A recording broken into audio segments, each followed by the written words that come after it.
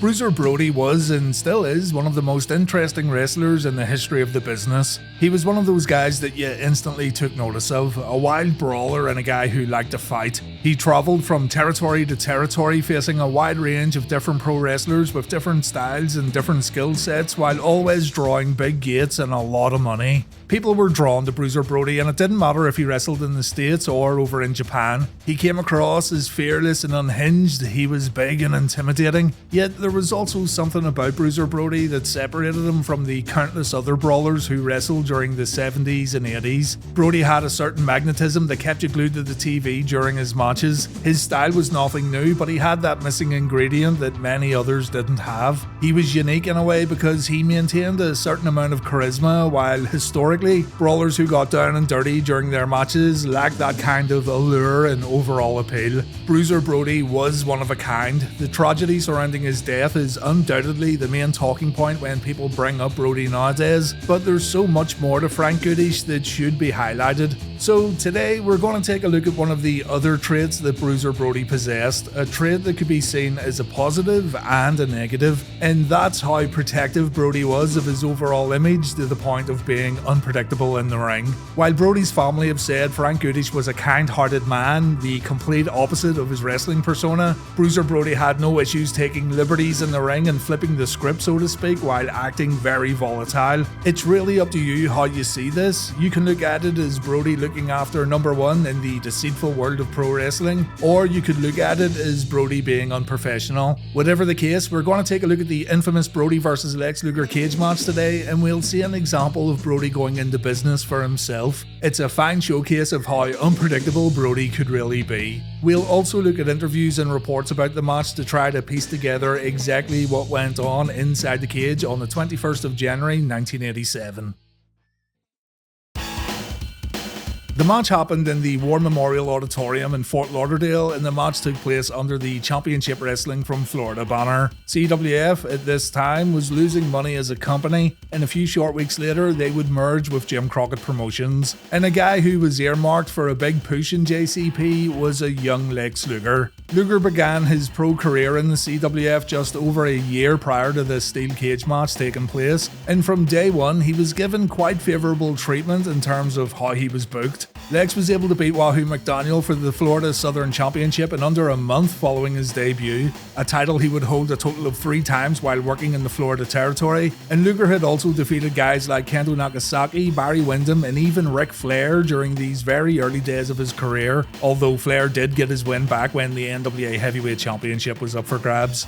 Lex was presented like a superstar right out the gate, but Lex would also be the first person to tell you that he was still extremely inexperienced. Lex was booked to win matches based on his look and not so much his in-ring abilities, and of course this would rub some guys up the wrong way. But in saying that, and before you get the idea in your head, Lex said Brody had no issues with him. The two weren't friends, but they apparently had no personal issues going on, according to Lex anyway. We'll come back to this later. With that in mind though, Luger said himself that he was extremely cocky in those early days, and others have said that Lex was far from humble. He was willing to learn of course, but Lex Luger knew he was destined for big things. Even Ric Flair was very high on Lex after the two shared the ring together a few times in Florida. Lex Luger was going to become a big player when he finished up in the territory. This was made crystal clear when Lex got associated with the legendary Four Horsemen on his very first day in JCP. So when this cage match took place, we can probably say that Luger was aware of a bright future that lay ahead of him, but he was also very green and he was very full of himself. Brody, on the other hand, was like a nomad. He never really called any one promotion his home, so you'd assume that Brody would have been content just moving around the regions of America and travelling over to Japan following the closure of Championship Wrestling from Florida. Let's look at the match first and then we'll look at some interviews and some reports. This is a fan recording, and don't be upset that this wasn't professionally recorded because it's great that this got recorded at all. The tape doesn't include any entrances. We can see Bill Alfonso in there refereeing the match, and things start off pretty standard. The two circle around the ring, they lock up, Lex brings it to the corner and he gives a clean break. Brody and Luger circle again, they size each other up before locking horns again. This time Brody grabs the wrist and he moves into an armbar. Again, there's absolutely nothing amiss here. Lex brings Brody to the ropes before taking a hard chop. Lex then fires back with a few right hands before applying a wrist lock. Brody gets brought down to one knee and Lex starts working over the arm. Bruiser Brody grabs Luger's face before bringing him to the corner, and Bill Alfonso's forced to get in between the competitors to break things up. Lex then takes a few kicks to the midsection before Brody scoops him up for a body slam. You may think Brody performed this without much care, but this is just the way he always performed body slams. He kinda lets go of his opponents before completing the full motion. Lex gets kicked 3 times while on the mat. He takes another chop, but when he gets sent to the ropes, it's almost like Brody's offense meant nothing because Lex just takes full control again. Brody gets knocked down. He takes a ton of kicks and punches from the total package before getting his head rammed into the steel cage, but Lex gets a little too comfortable and Brody gets a boot up in the corner. Brody again goes on offense, and again, almost immediately, Lex turns it around, and I think it's right here when Brody decides he's gonna go off script. Brody sets up before Luger, he wipes his forehead, and then the tone of the match completely changes. Lex once again throws Brody into the cage, and this time Brody doesn't go down. Instead, he stays up, he throws Lex into the opposite cage panel. Lex gets kicked in the head 5 times, 5 straight boots right to the head. But Lex seemingly doesn't get the message, and he gets up and he tries to go through the same routine again. He clearly wants to punch Brody a few times, daze him, and then throw him into the cage, and this is where that inexperience comes in. It can very much be argued that Lex wasn't selling for Brody before Brody began no-selling Lex, and that's a point that never gets brought up when people talk about this match. Brody gets thrown into the corner, and now he's not going to sell the punches. Lex brings him to the other corner and he targets the midsection, but again, Brody isn't doing much to convey he's in any sort of pain. It's right here when Lex knows something's up. He goes straight back to the right hands. He looks at Brody as if to question what the problem is, but Brody's not playing ball. Lex kicks his opponent and Bill Alfonso comes over to see what's wrong. Brody doesn't communicate with Lex nor the referee, so Luger tries taking Brody out of the corner for a body slam, but Brody sandbags it before putting Lex in a strong front face lock. Lex then takes a big suplex. He gets kicked 7 times in the head this time while on the mat, and you'd think that even someone as green as Lex Luger would know not to get up and throw punches again. Brody clearly wasn't going along with the script, that much was already made clear, so maybe it's best to just let him call the rest of the match, do what he wants to do, and take the issue up with management backstage. To make it even more clear, Luger gets thrown into the cage and he takes a big boot. He then gets his back clubbed while he walks around the ring in a daze, and then the crazy SOB decides to throw punches again. You don't know whether to feel sorry for Lex right now because he's just inexperienced, or laugh at him for making the same mistake over and over again. But in saying that, he's probably just doing what was discussed backstage. Brody kicks Luger, he hits him with a chop and a clubbing blow to the back. It then looks like he's setting Lex up for a pile driver, but then he just stops. He walks to the corner, he ends up letting Lex go, and the two circle the ring again. Lex brings it right back to the corner, he throws punches, and Brody just stands there. He doesn't sell a thing, and now Lex has no idea what to do. Lex even asks Bill Alfonso what's going on, and he looks for guidance, but Bill's just as confused as Lex. Bill does have a word with Brody, but it looks like Brody doesn't say a word. Fans in attendance are now shouting boring as the two circle the ring again. Brody grabs a food and Lex gets tripped up. Brody holds Luger at the bottom rope. You think this is going to explode at any second, but Alfonso begins counting and Brody lets go. The two get up, there's another front face lock from Bruiser Brody. The audience are now getting incredibly restless and the fans definitely know that something's up. Lex gets another clean break in the corner, Brody tries to grab the foot again. Lex dodges it, but he finds himself in the front chin lock again. And then he decides to shove Bill Alfonso. Alfonso calls for the bell, it's a DQ inside a steel cage match. Lex gets himself out of the cage as quickly as possible, and the audience show their disapproval by booing both competitors. Bruiser Brody then talks to Bill Alfonso. You'd like to think that Bill got the story here, or at least a little understanding into what happened.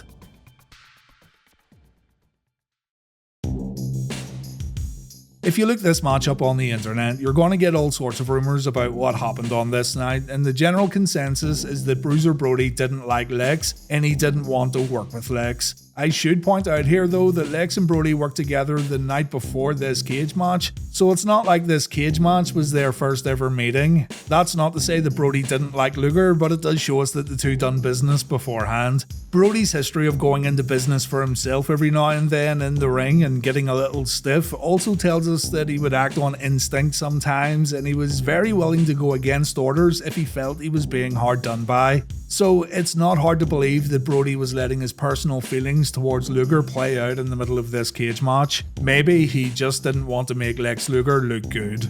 Bill Alfonso said that Bruiser Brody was intimidating but not difficult to work with. Bill also pointed out that Lex Luger was very new to the business and Lex shouldn't have been put in a cage match with a veteran like Brody at this point in his career. Bill did confirm that the match was going to end in some sort of DQ or draw. The company didn't want to beat Luger due to the push he was currently receiving, yet they didn't want to ask Bruiser Brody to do a job for a young kid. Alfonso couldn't recall the exact original finish, but he's sure that neither man was gonna win. It should also be pointed out that Alfonso believed it was Wahoo McDaniel who booked this match in the first place. And yeah, you do wonder why a cage match would get booked between these two when the territory also wanted to keep both guys protected. It makes no sense at all. Bill said, Luger was trying to do stuff on his own. Brody was waiting for him to listen to him. He said, hey, just listen to me, kid. But Lex was like a deer in the headlights. Luger would try to punch him and so on. Bruiser Brody wouldn't sell for him because it wasn't the right thing to do. Listen to me, kid. I'm gonna make you look like a superstar. Luger couldn't get that and he got scared. He said, Fonzie, he won't sell. What do I do? He wouldn't say, I'm scared, but he said he didn't know what to do. I said, well, grab me, throw me against the cage, and I'll disqualify you. Make it look good, and throw me against the cage. As soon as the bell rung, Lex climbed over the cage, went to his dressing room, grabbed his bags, and drove back to Tampa. He was that scared. He thought Brody was mad at him. He didn't know what to think, but Brody had it in his mind all along that, hey, I'm going to do my stuff. I'm going to beat the hell out of this kid and then give him his shine. But Luger couldn't comprehend it. He was so young in the business, it was a bad booking decision. Lex Luger said, Brody just stopped working. It was bizarre and I just wanted to get out of there. I looked at the referee and we were both like, what's he doing? What do we do? He just stopped working. Lex contradicted Bill Alfonso's tale of events by saying he didn't leave the arena right away, but instead he stuck around to see what the problem was. I walked over to him because I thought I offended him or I'd done something wrong. I was very green and if I'd done something wrong, I wanted to apologise. He just said, I'm working as a babyface in Texas right now. I'm getting over good there and you're a babyface here. It's just not working. It's no big deal. He was totally cool after the match. I'm sure the office weren't happy. I'm sure they questioned his professionalism. As experienced as I was, I didn't know what he was doing. Is he on something? Is this guy freaking out on me? Or what's he doing? I'll fight anybody, but when you're in the ring, you're sacrificing yourself and giving yourself up to be vulnerable. When you don't know where someone's head's at, you're kinda like, this is bizarre.